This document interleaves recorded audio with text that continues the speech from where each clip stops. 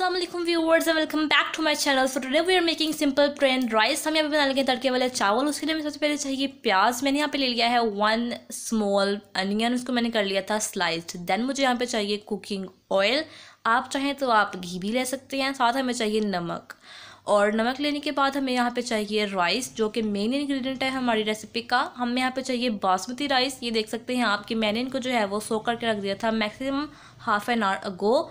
Then हमने जो है वो इसको सोक करके इसलिए रखना है ताकि इसकी जो है वो क्वांटिटी जो है वो अच्छी हो जाए और ये जो है वो खिले खिले राइस बने। और साथ ही मैंने यहाँ पे एक ग्लास ले लिया है, इसको मैंने जो है वो अपने पानी की मेजरमेंट के लिए जो है वो यूज़ करना है।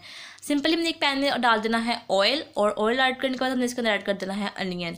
और जो है हमने अनियन ऐड करने के बाद इसको, अगर आपको राइस के कलर पसंद है हल्का सा, तो आपने इसको जो है वो सिर्फ जस्ट सोथे करना है। अगर आपको राइस का कलर ज़रा डार्क टोन में पसंद है तो आपने इसको कर लेना है प्याज को गोल्डन ब्राउन। तो मुझे ज़रा पसंद है डार्क टोन में राइस का कलर, तो मैं ज़रा यहाँ पे ज़रा गोल्डन ब्राउन करूँगी अपने प्याज को। तो यहाँ पे देख सकते हैं आप कि हमारा जो प्याज है वो अच्छी तरह से हो चुका है गोल्डन ब्राउन, खूबसूरत सा कलर आ चुका है। तो हमने इसके अंदर ऐड कर देना है half cup of water.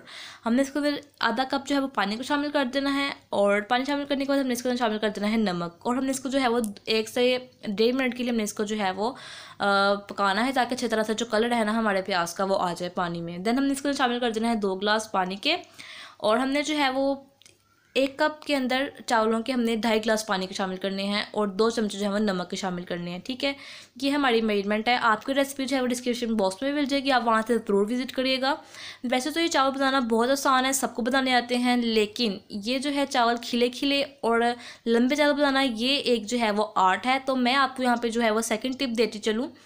First tip जो थी वो पानी को सोक करके रखनी थी, राइस को सोक करके रखना था पानी के अंदर। और सेकंड टिप ये थी कि जब हमने अपने चावल ऐड करने हैं ना अपने पॉट के अंदर, तो हमारे जो राइस है ना उनके में से थोड़ा सा पानी जो है ना ऊपर होना चाहिए।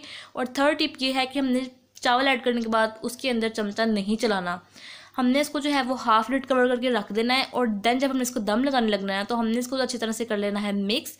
और मिक्स भी हमने इसको बहुत ही नॉर्मल हाथों के साथ, सॉफ्ट हाथों के साथ करना है। और देन हमने इसको कर देना है कवर, और हमने जो है वो तवा रख के जो है नीचे, तो हमने इसको दम लगा देना है।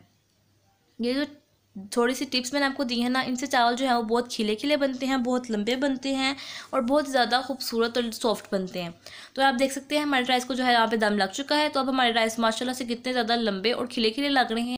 मैंने यहाँ पे डिश आउट कर लिया है अपने राइस को, और मैंने इसको गार्निश किया है कोरिएंडर ग्रीन लीव्स के साथ। और ये देखें कितने माशाल्लाह लंबे राइस लग रहे हैं। और ये जो आप इन टिप्स को यूज़ करेंगे तो इंशाल्लाह आपको जो है वो बहुत ज़्यादा फ़ायदा होगा। राइस बहुत ज़्यादा लंबे और सॉफ्ट और खिले खिले बनेंगे। आई होप आपको रेसिपी बहुत पसंद आई होगी। If you did then hit the like, do subscribe and share the recipe with family members. दुआ में याद रखिएगा। अल्लाह हाफिज़।